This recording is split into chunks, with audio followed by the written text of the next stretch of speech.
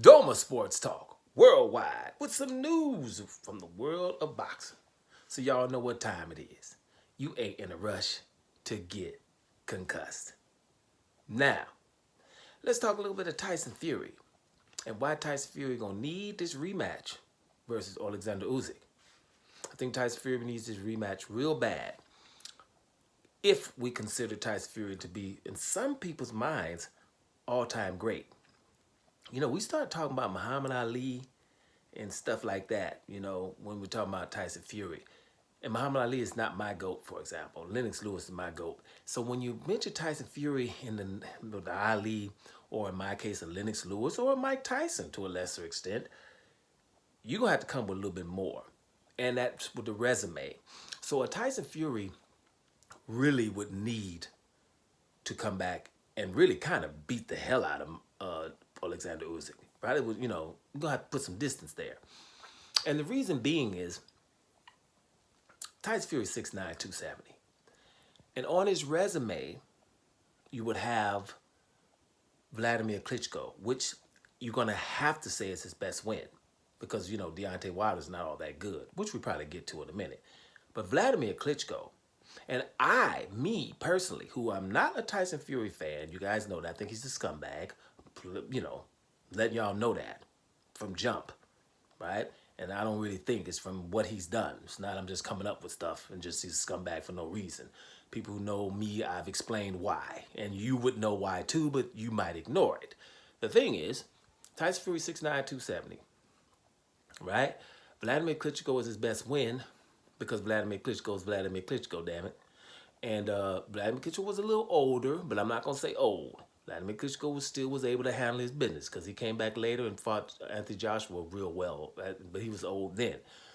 But I think that the win versus Vladimir Klitschko was really good, not because of what Tyson Fury did in the ring. Because in the ring, for those who call fighters boring, that, you know, stay outbox and use feints and stuff like that, then you would say that was the most boring heavyweight fight in the history. And the numbers prove it. I think they had landed about less than 85 blows in a 12-round fight. But Tyson Fury, it was his work that he did before the fight, his mental assault on Vladimir Klitschko.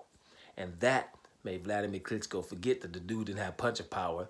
And shoot, Tyson Fury was able to feint his way to a win. He outlanded Vladimir Klitschko, but he didn't beat him up.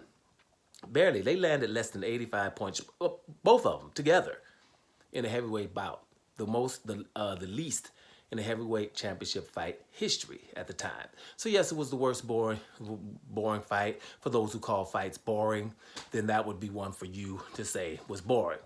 So that's his best win, Vladimir Klitschko. But you know, you got hats off to him for being able to punk Vladimir Klitschko out like that. That's what he was able to do. He was. And then he didn't give Vladimir Klitschko a rematch, you know. So that's what he did there. That's his best win. Now, Deontay Wilder. Now, we're going to have to go with this. These are the things you're going to have to say when you say if it's win, because Deontay Wilder trilogy was his best stuff, right? It has to be his second best stuff. Now, we got to remember, Deontay Wilder's the guy with them skinny old legs, the guy that weighs less than 215, the guy that doesn't throw real good punches because he windmills, the guy whose footwork is atrocious, the guy who only has one trick in his arsenal, right? The guy who just barely started learning how to box at 19 years old. That's that guy, right? That's that same guy. So the win over a guy like that can't be too good, right? We got to pick a side.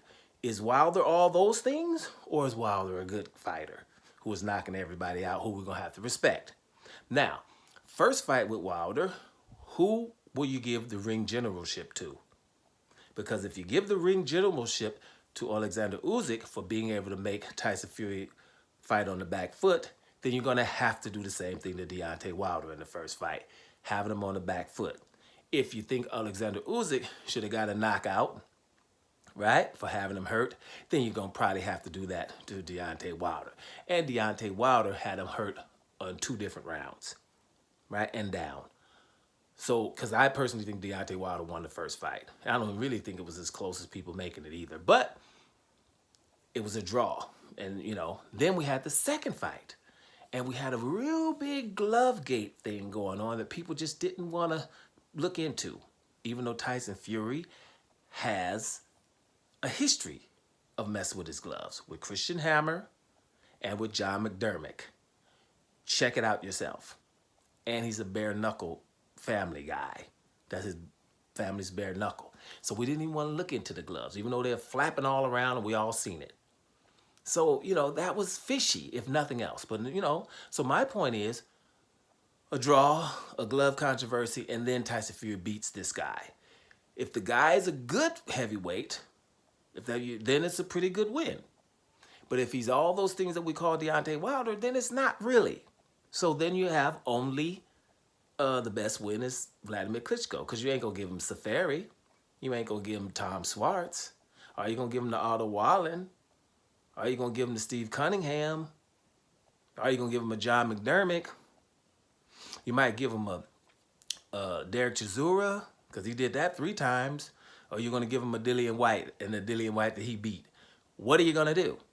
So when you talk about him like with a Mike Tyson, whose resume is ridiculous, or I don't even want to say Lennox Lewis, because for me, that's just not even close. Lennox Lewis' resume is ridiculous. So I don't think he's one of the best of all times, especially not outweighing like a Deontay Wilder by 50 pounds. 50.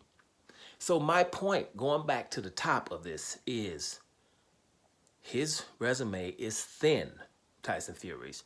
He's going to have to go back in here and beat the living daylights out of Alexander Usyk.